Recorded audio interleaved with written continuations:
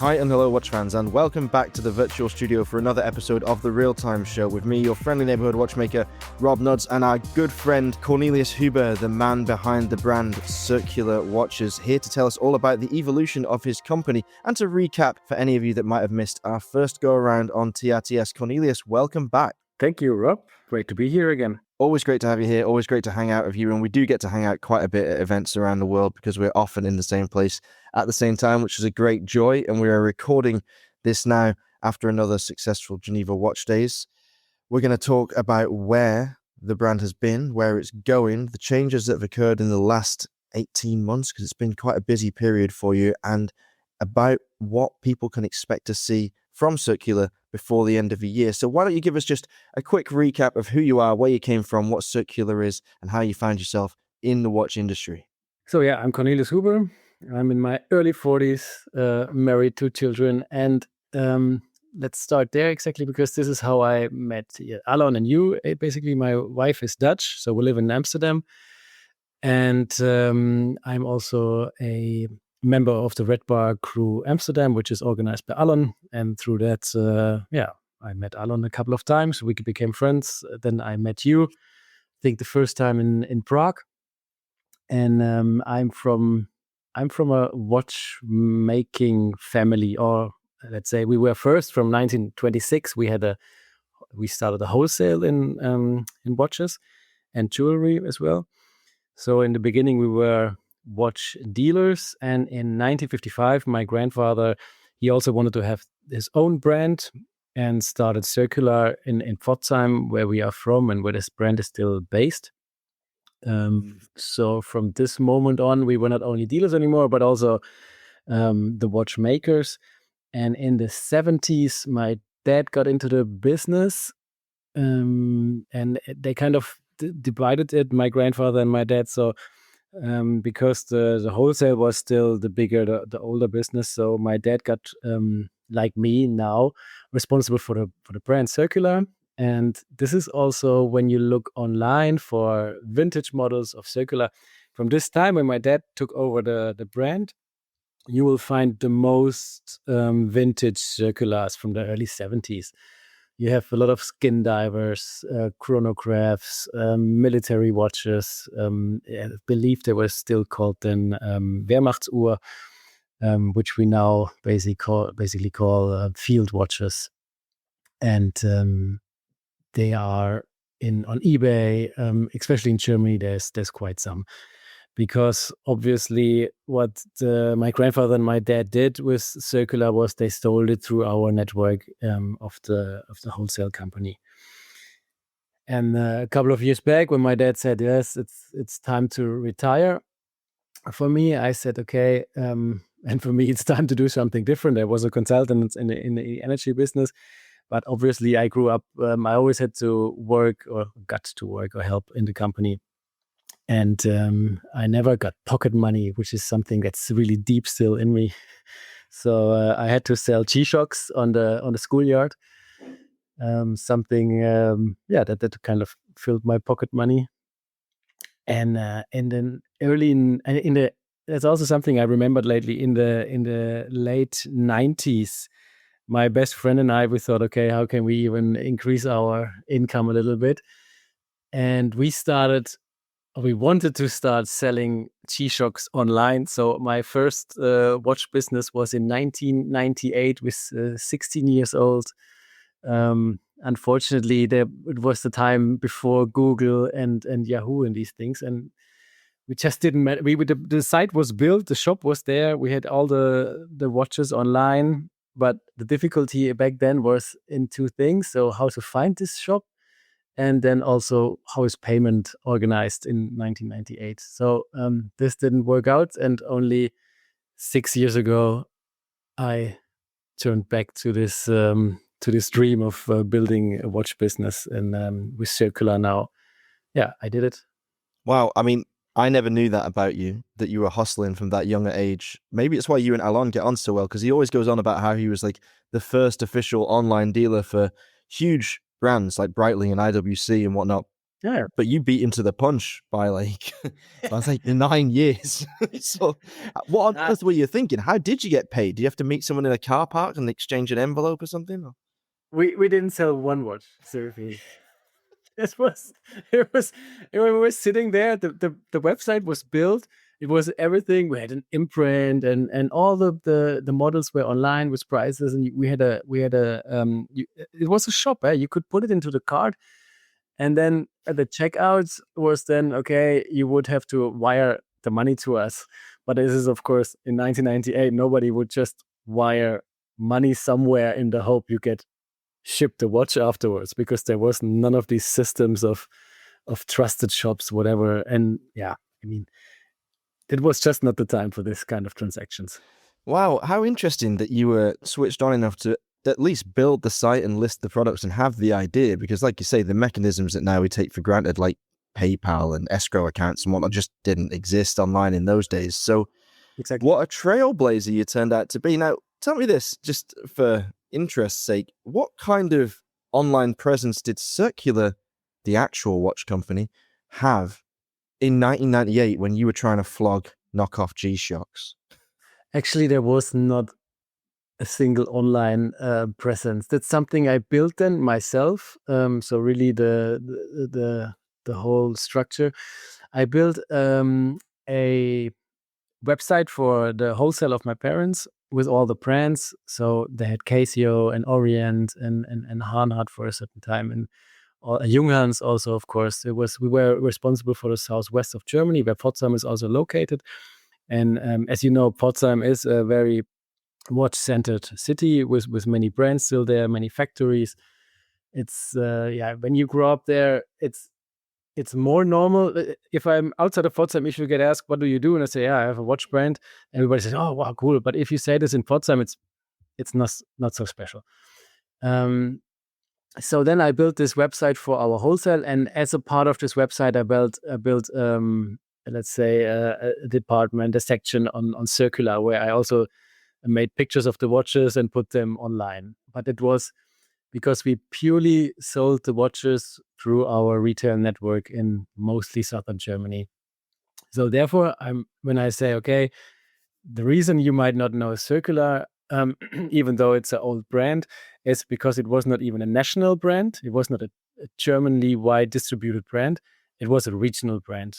We were really strong in the southwest, where our retail network was, and a little bit also in the southeast, Bavaria, where we also had a strong presence. So these are the two departments of Germany where Circular was, let's say, widely spread. But before I took it over 6 years ago, it was a regional brand, which was continuously operating from 1955 to now. So we have this year our 70th anniversary.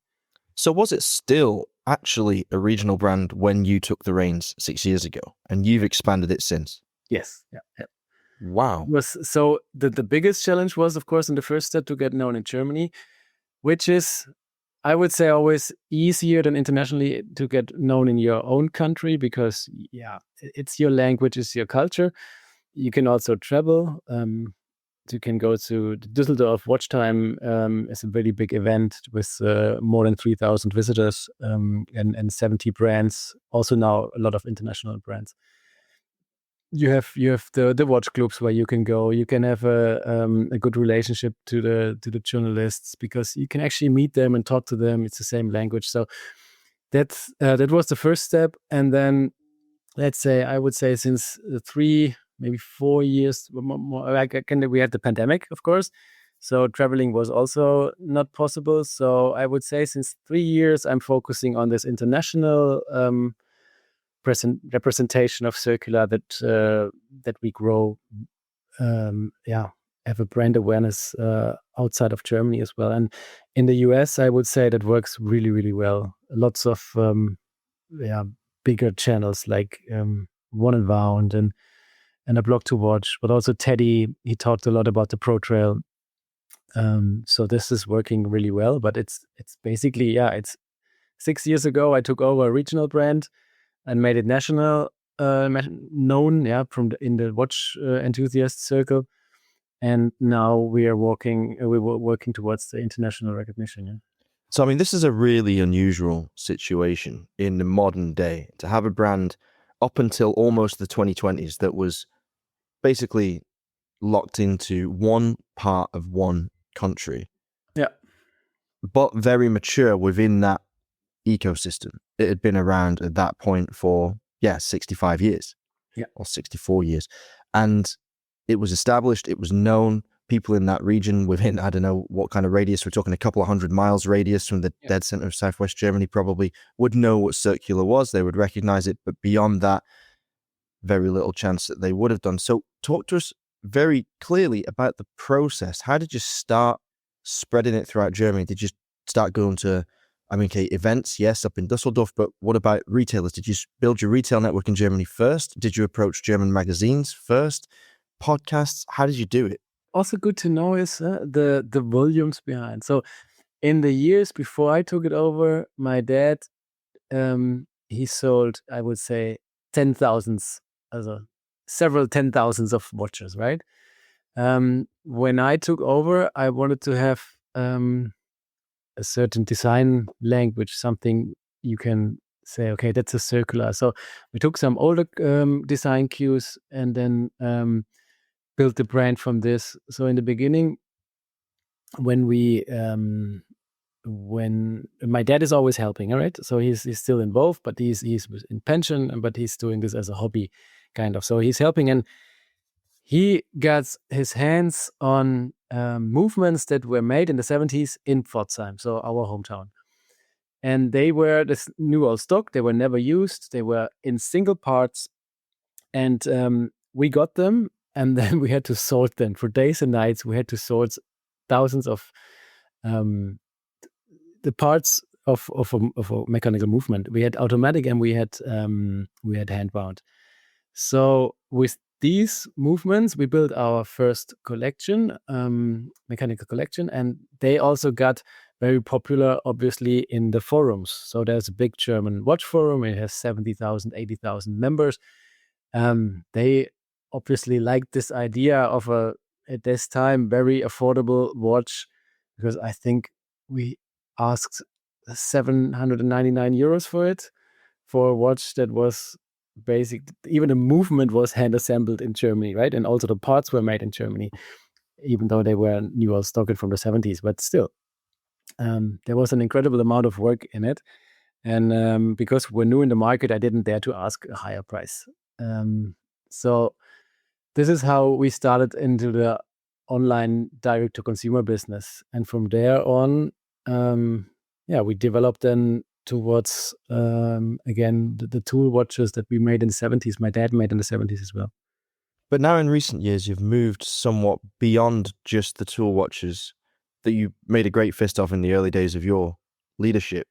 And you are in the process of reshaping the brand. So talk to us about the current collection, what people will have seen before and what they recognize as Circular, what's come recently and what's about to come. I mean, before it was really the pure tool watches, divers, fields, pilots. This is what we had. And then last year, through the collaboration with Guy Both, which I also met through you guys, we added the Facet, which is a steel sports watch, a Garda watch. Now you can discuss if is this still a tool watch or not, but this is your expertise. I would still say it fits into the same direction that we do. We do robust mechanical watches that can go anywhere and do anything. So the Garda. And you have then, let's say, the more real tools, which is the Pro Trail and the Pro Flight.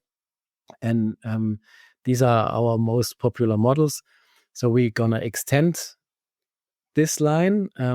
This year, still launching a dive watch based on the Pro Trail design.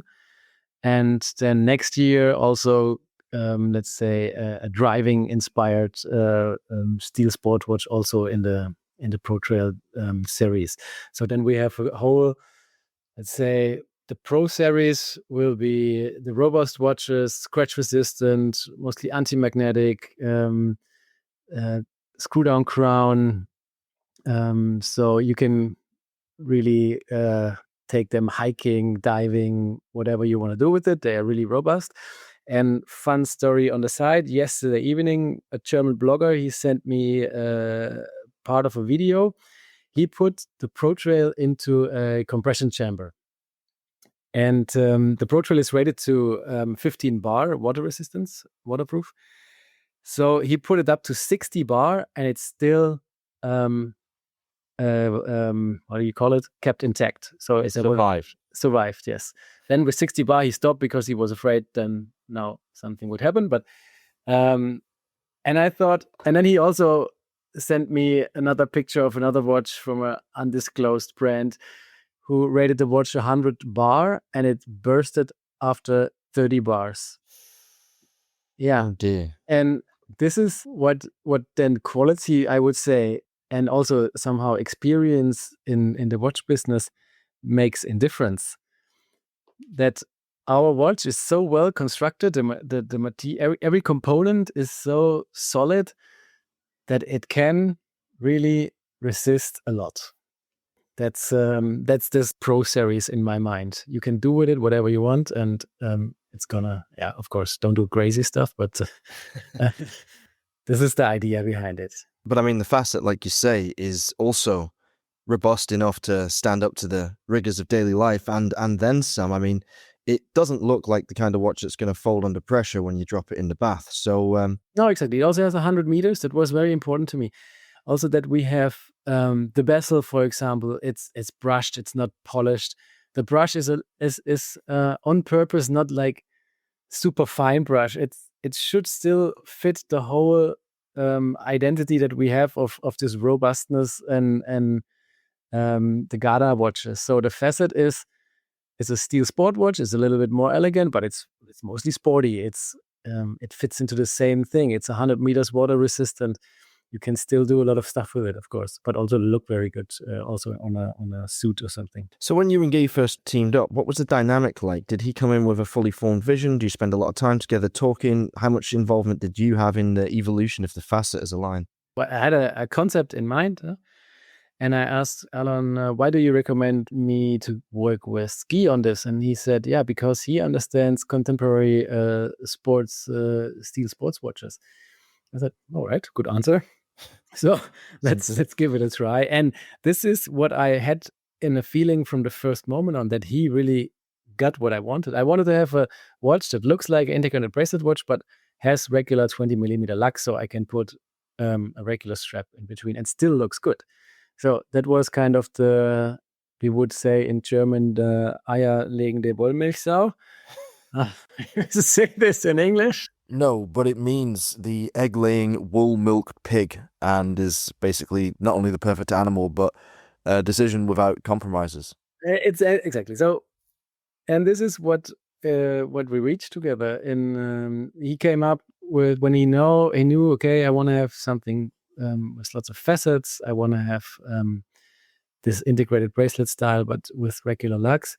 Then he came up with this, and then he took it to the next level. He faceted everything. He faceted the bracelet. He faceted the crown, the bezel, the hands, the indexes, everything. The dial itself, right?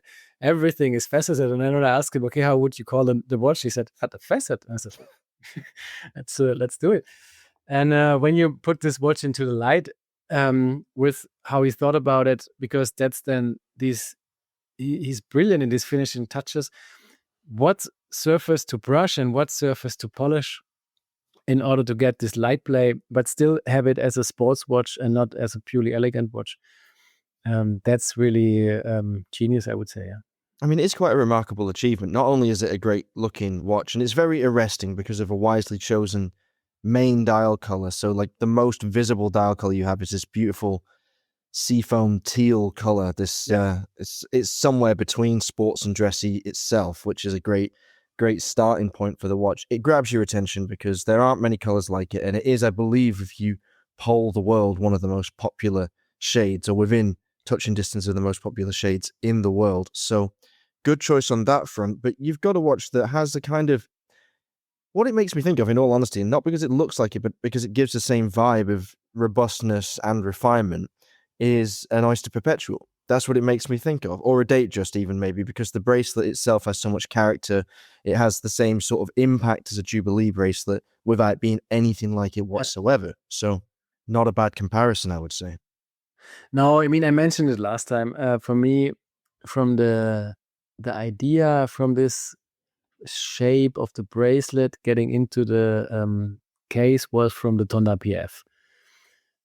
That was the initial idea. Therefore, if you look at it, I would say there is some similarities, but it's very much its own design and its own identity. I mean, the main similarity there is not only the sort of tapering that sort of takes the finishing from the case into part of the bracelet and then dismisses it after a few links, which is a nice idea, one that I've experimented with myself over the years many times, normally with two materials rather than doing it with just one, but alternating finishes. But yeah, those alternating finishes on the edges of the lugs to go from brushed to polished to make it look like a multi-component bracelet, when in fact it's actually just an H-link bracelet with more facets than you can shake a stick at, right?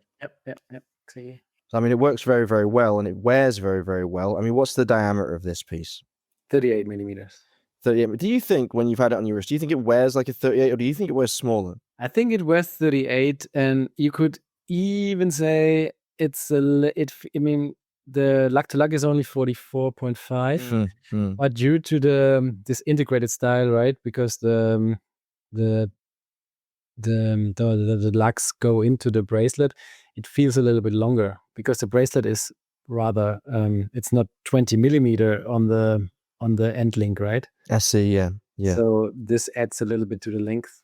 Right, okay. I mean, I've described these watches in the past as integral bracelets rather than integrated, because they are exactly as you say, able to be removed and replaced by a standard, in this case, 20 millimeter width strap. And we're seeing a lot of these at the moment. I think designers like you, like Guy, like our friend Simon Ryan that recently launched the Monceau that we covered back in summer, I've identified a desire for integrated style, but also this desire for flexibility and versatility when it comes to changing straps. So people can buy one watch and 20 straps and have all the looks under the sun with one unit.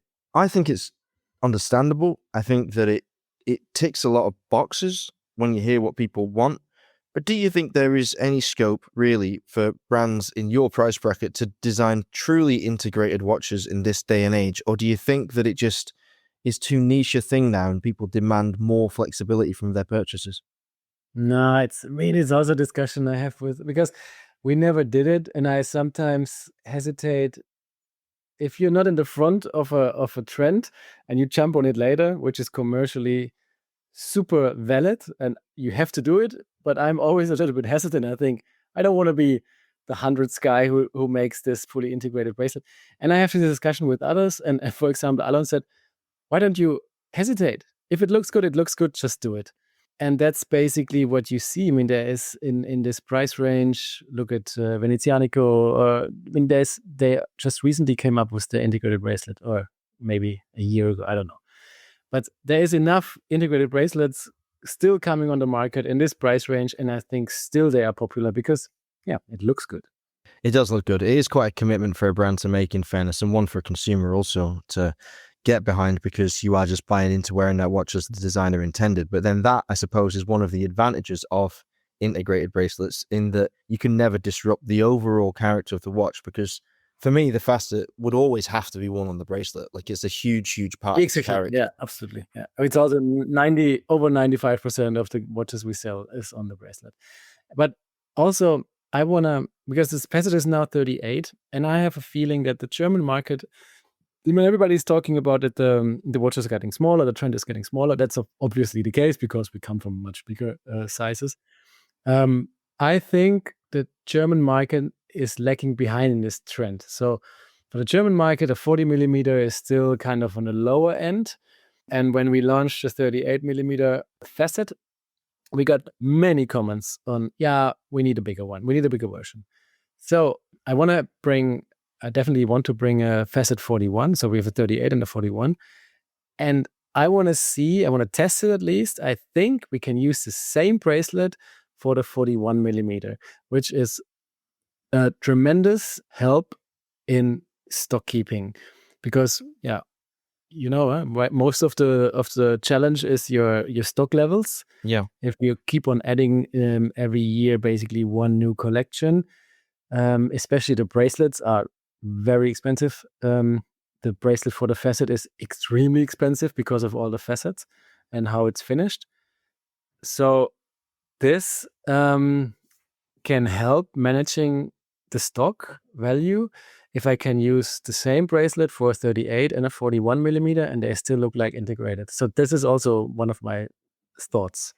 Clever stuff. Very clever indeed. I mean, you've made some very smart adjustments to the line as you've gone through it. And we should talk about the changes that Guy made to the Pro Trail and the way that the dials were presented. And then I guess that we can roll in our TRTS Special Edition Pro Trail as well to talk about that a little bit, because that's something that we alluded to on our last show, but we haven't actually discussed on air in depth. So why don't you take us through the development of the new font, the new logo, and all the things that went along with it?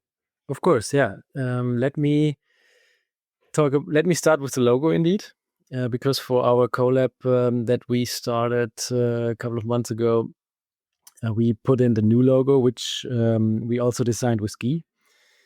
It was funny because I sold a watch to the US a couple of months back, and then the feedback was, yeah, it's all great watches, and did you ever think of making something different from your logo? And the guy, just an American buyer, he researched a logo designer in Pforzheim, and why should I not reach out to him and maybe work with this guy on a logo? So I actually did. But I wasn't that happy with the proposals from this designer. And then Guy, while designing the facet, just came up with the new logo. And it was about in the same time that we discussed about the real-time show special edition. And then we said, of course, yeah, let's do the TRTS special edition is the new one with the new logo. So you can see it on there. And what we also have is the numerals that were designed by Guy for the facet. So the facet, and also now the new versions of all the Pro Trails and the Dive Watch version. Also, the Pro Flight, they have individually designed numerals. So it's our own typeface, which is also on the TRTS special edition as the first watch besides the facet. And of course, we decided to go for the Explorer layout. So we had the cardinal numerals highlighted, but nothing else. So it's a much clearer, cleaner, we think, like highly legible dial. And I remember when we were going through the design process, the first draft you sent through with the numerals at their original size, and I was like, make them bigger. And you were bigger? And I was like, make them bigger still. And you're like, bigger again? I went, make them bigger. And we kept adding like 10% to the numerals until we got to a point where I was like, yes, I can read them. Yeah. And I also remember asking you, is this still a field watch? Yeah, that's a good question. I mean, I would say that it is. I think that in many ways, in my mind, even though the layout obviously leans into, it goes towards the pilot style, but I think the size still marks it more as a field watch for me. I think in my mind, a pilot's watch is always much bigger. And yeah, I don't know if a pilot's watch needs all 12 numerals. Part of me thinks that it probably does. And I think that a field watch is far more likely to just have 4. What do you think? It's I mean, when you look at the Explorer, is it a field watch? Is it an outdoor watch? I don't know. It's the field watch for me is kind of the very limited to the Dirty Dozen layout. So that's for me the archetype, and then you have different variations of it, where this one goes into also already kind of a steel sports watch, outdoor watch, because it's scratch resistant, anti-magnetic, and just robust.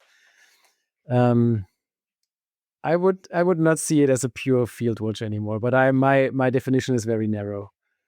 That's an interesting one. I suppose I could maybe see it as an adventure watch or an alpine watch, maybe an alpine. I don't know what the definition of an alpine watch would be, but this one does kind of feel like it would be quite at home on a rugged canvas strap and knocking around with a load of leather equipment, boots and backpack and whatnot. So yeah, I mean, it was a joy to make it, and it's great to see the response to it, and I love wearing it. Although, to be fair, we've been sending the sample pieces that we had in our own possession around to the TRTS community to get them hands-on experience with it ever since we received them. So I haven't seen that much of mine at all. But Do you see a lot of pictures on Instagram from all the real-time show network people? yeah, it's quite heartening to see them posting up there and representing the show, which is really great to see, obviously. And if anyone else wants to try it on, that they haven't had the chance already, then just let us know in the network. If you aren't a member of the WhatsApp community, then you can get in touch via our emails or Instagrams or via the contact form, and you can let us know. We'll add you to the group, and then you can get on the list to try out one of these watches for yourself, because I mean,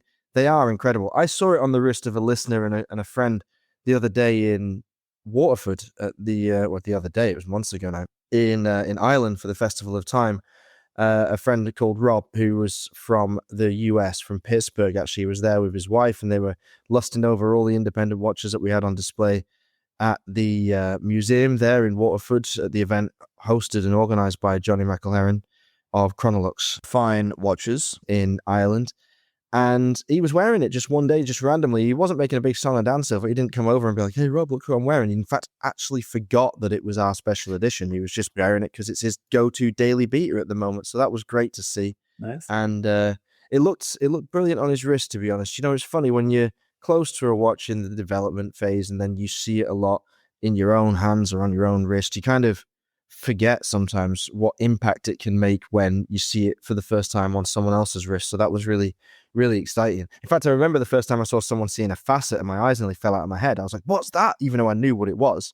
I was like, that looks incredible. I've never seen one like that. I couldn't work out if it was like an Ingenieur because of the dial color or if it was like some crazy vintage Rolex I'd never seen before in my life.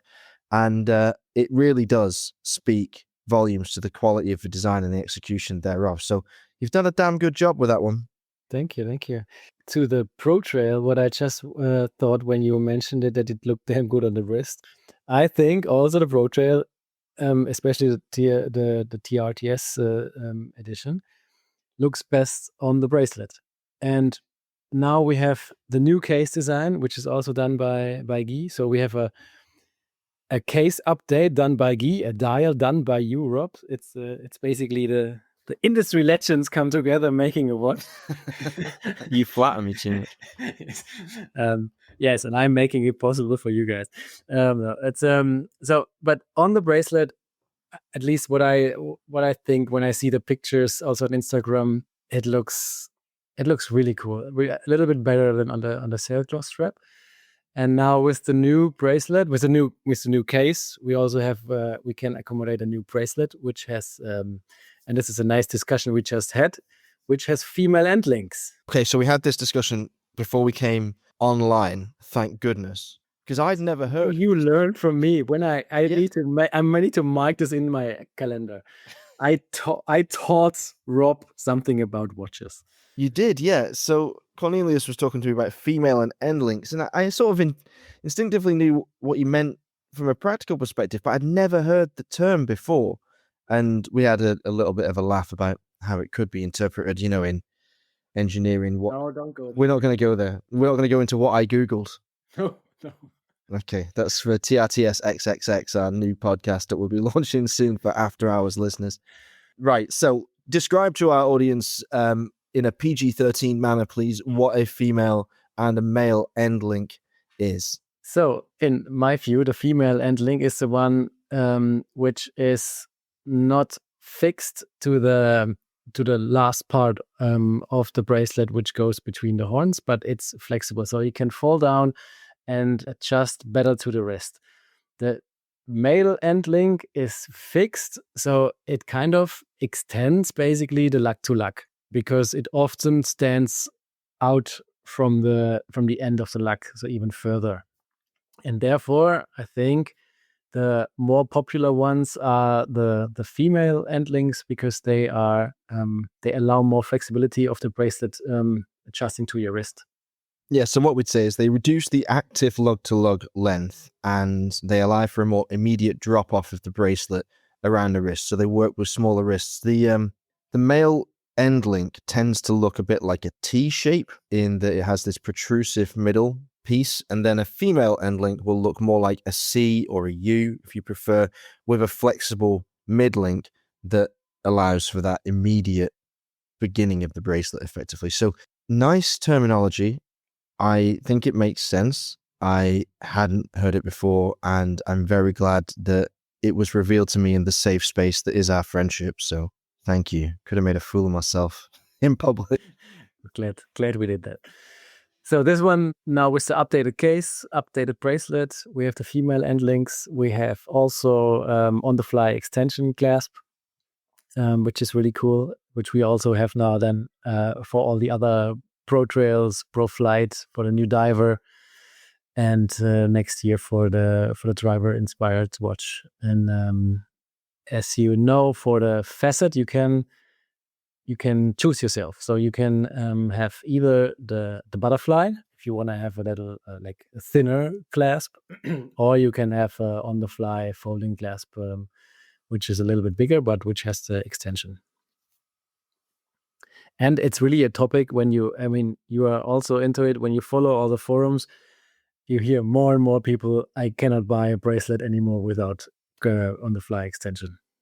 Yeah, it's become like an absolute necessity, really. I've seen plenty of releases in recent weeks where the bracelet doesn't have a micro adjust, or there isn't a micro adjust option to purchase after the fact, and people are just dismissive of the proposition. I saw it on one of Clement's posts from L'Aventure the other day. He's released his new Marine 3, and it's a super cool watch. Looks like nothing else he's done before. Got some tumbled titanium cases in grade 23, is it? I think it's something weird like that. It looks incredible. Okay. But the bracelet for his other watches, because this one doesn't actually come on a bracelet yet, but for his steel watches, they don't have an adjustable clasp, and people are still mithering about it in the comments section. And you think, well, at the end of the day, yeah, you're probably right. If you're making a watch for, like, especially the price as he is, like around $5,000, then you probably have to do it. I mean, the guys at Strom have come up with a functional solution for micro adjust, and you've done the same thing, and it's it's very welcome. I never realized how important it was until I started wearing more bracelet watches, but I really, really do think that you've done the right thing there. Yeah, exactly. In the summer right now with this weather, it's basically you need it. Yeah, no, you don't need it, but it's making it much more comfortable. But what I just thought is, on the Pro Trail, also on the TRTS Special Edition, we don't have a date because of the soft iron cage inside, so we didn't want to open it. In the end, it works also if you have an opening in it, but it can compromise kind of the safety of the movement. But we also do all the date wheels in dial color. But this is not something where people are so have a strong opinion on it, or do I, you know what I mean? So you have mostly white dates, and instead of dial color. I mean, it's a lot of work, I can tell you, because for every dial color you need to have date wheels, and you have also their MOQs, minimum order quantities. So in the end, you have a lot of date wheels, and they are not inexpensive, at least to print. But there's a lot also with white dates, which I really don't like, and which I would kind of not buy. But this is nothing where people feel so strongly about, or do you see it different? I do see it differently. I think it's one of the first things that people will comment on. Whether or not it really affects purchasing is another question. And the really important question is whether or not the commenters, who I see regularly in comment sections, are the majority that they appear to be because of how vocal they are, or whether they are actually just a minority of weirdos. Like me, I'm one of those weirdos because I love a color match date. Now, a black and white date to me, especially when it's a stock font off the shelf, that's worse than the black and white itself, actually, when it's just the normal font that you get from the manufacturer, because it obviously never matches with any of the other fonts on the dial. Let me quickly interrupt you on this one. I talked to Guy. Hey, I want to have all the 31 numbers like we have them on the facet with our own fonts, and he said, "Yeah, but this is a lot of work, because then you need to shape 31 numbers instead of what we did now. I don't know, 8 or 10, and because then you also need to make them so they can be visible in this little tiny window. It would have been a very expensive exercise. So I said, okay, not for now, maybe for the future someday. But this is really work. There's a lot of work, I just want to say. There's a huge amount of work that goes into it. It's no small thing to create a font that works in the date window. And I'm not saying it's a font that has to be the same as the ones on the dial. It has to match them in the sense that it has to harmonize with them. That's the importance. But making a font that is legible, because you've got a very restrictive window there. It is a dimension. Now your dial numerals, if you just reduce them in size and double them up where necessary for a date and put them in the date window, they may be too tall, for example, or then you may have to like weirdly space them so that they filled the window. And what I said is with 31 numbers is also because when you've done the 3, you cannot use the same 3 proportion for example, the date of 30 or 31, because the second numeral to it will change how everything works. So it's really, you have to make 31 numbers that fit in there because of the sizes. So again, I agree it's a huge amount of work, but someone that's spending thousands of euros on a watch is going to say to you, do the bloody work, like get it done and get it done as well as it possibly can be done if it matters to them. Now, the argument for a black on white date, while we talk about colors and then we'll talk about fonts, but is that it is the most legible. I think that's probably irrefutable. I guess that's just technically true that it's the most legible. But is black on white most legible? Can also be white on black? I would say that black on white is more legible than white on black. Really, when I say legible, I guess what I mean is high contrast, because you could argue maybe dark blue on pale yellow. Like, when you're talking about people that have to read a lot of text, they used to print in dark blue on yellow paper rather than on black on white paper because it was easier on the eyes. So maybe legibility and contrast are slightly different in some regards. But let's say the highest contrast date, the most striking, and at those dimensions, probably the easiest to read is a black on white, considering you're not sitting there reading reams of dates. But I often find it jars horrendously with a dial design when you've got like a really cool color, like take the facet, for example, perfect example. If you stuck a black on white date wheel in that watch, it would just ruin it and it would make it look so cheap in comparison. But you bring yourself into a whole world of pain, and we're still just talking about colors here before we even talk about the fonts. When it comes to color matching, now I guess that your facet dial is made from brass and your date wheel is also made from brass, correct? Yes, exactly. Right. So in that case, that's one thing. You're using the same substrate and printing the same materials on top of it. So you'd expect a similar result in color. But remember, the date wheel is recessed beneath the dial. So there are some occasions in watches, especially when you've got something like a soft iron plate between the dial and the date, where the difference in height is quite significant, and that the color, even if it's actually the same when they're on the same level, could appear different when it's recessed. And so there are some occasions I've known, like certainly when it comes to different types of treatment as well, like galvanic versus painting, where you have to actually tweak the colors so that they look the same in the watch, even though they are not actually the same. And I think one of the best examples of the difficulty in getting colors to match across all levels is with the Nomos Weltzeit.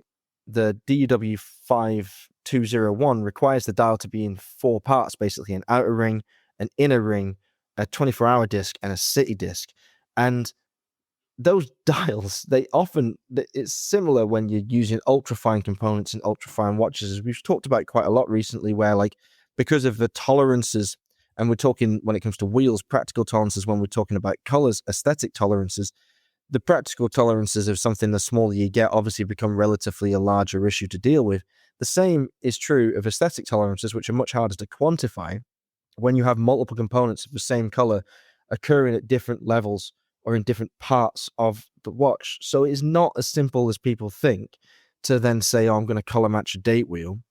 Costs a lot of money. You have to have them all custom made. And if you do want to go as far as having the font redone, then like Cornelius says, that isn't just creating the numbers 0 to 9. That is creating the numbers 1 to 31. And yeah, you've got to do a good job to make sure that it looks at home with your font.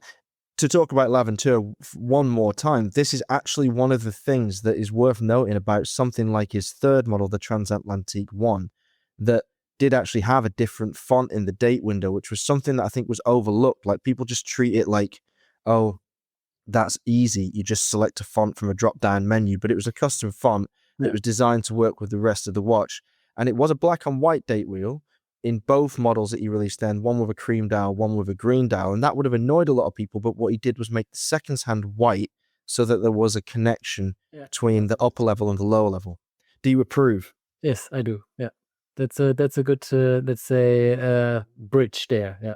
It is a good way to do it, because you got to connect like these elements somehow. If you do just have like a white dial floating around on an island, then it looks horrendous. Like you would make the second hand and the markings on a turning bezel, that you do the same, right? This is it's a nice connection. Exactly. Drawing those connections is absolutely essential. You know, funnily enough, we're having this conversation while I'm sitting at my desk in my office in Dresden, and right in front of me is a framed picture from Zenith, and there's 9 watches on this image, and they're from different years, seminal years of Zenith's manufacture, all the way back from 1969 right up to 2023. And 1, 2, 3, 4, 5 of these watches, all of which have dark colored dials, have got date windows, and every single one of them is white, and every single one of them sticks out like an eyesore. So even the masters make that mistake sometimes there. See. So is it a mistake, or is it also saving cost? Well, that's a very good question. I mean, It's not only what it costs, it's also the capacity and the complexity it adds to manage all this. Yeah, but that also that at the end of the day, that comes down to cost as well, doesn't it? Yeah, you need to have somebody who's looking after date wheels.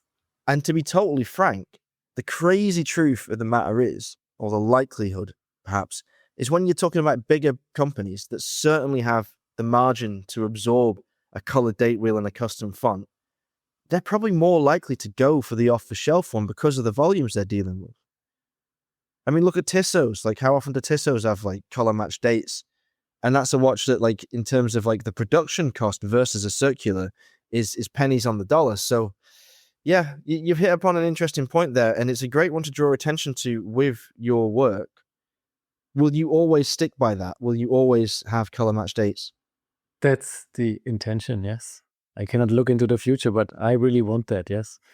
To make always this extra effort, not only in dates, but also, as you said, in fonts, in matching accent colors to each other. I mean, this is what a great watch makes then in the end a great watch.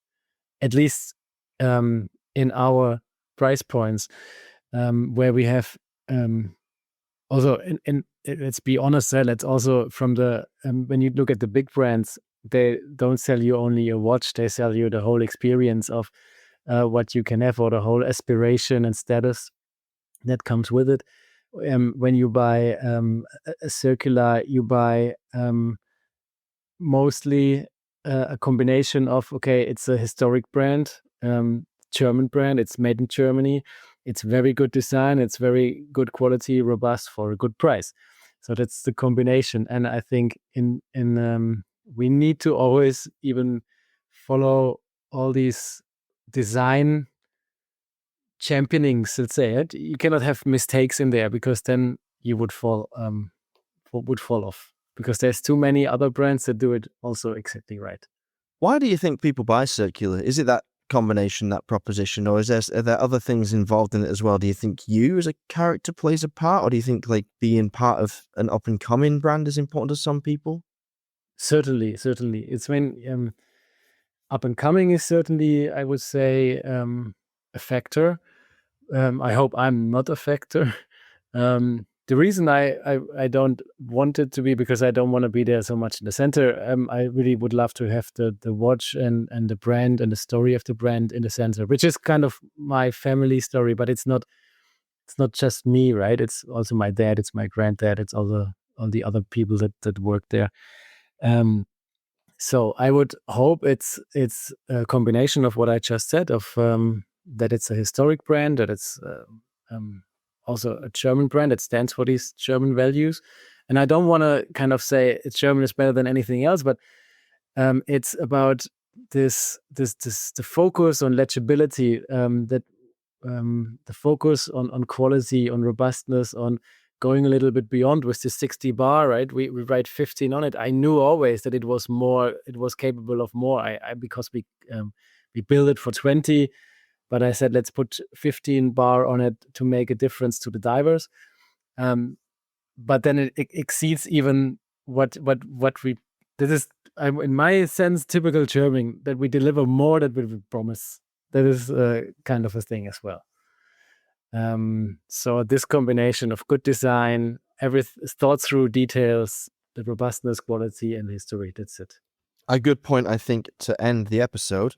Cornelius, thanks for joining us again, and thanks, of course, for your trust in TRTS, for creating the Pro Trail TRTS Special Edition, which you can find on the official Circula website, along with all the other wonderful watches available from this family-owned German brand, circularwatches.com. That's CIRCULAWATCHES.com. If you would like to get in touch with us and ask any questions to Cornelius, well, firstly, you can find him in the TRTS network on WhatsApp. So if you want to go to him directly, then just join the group.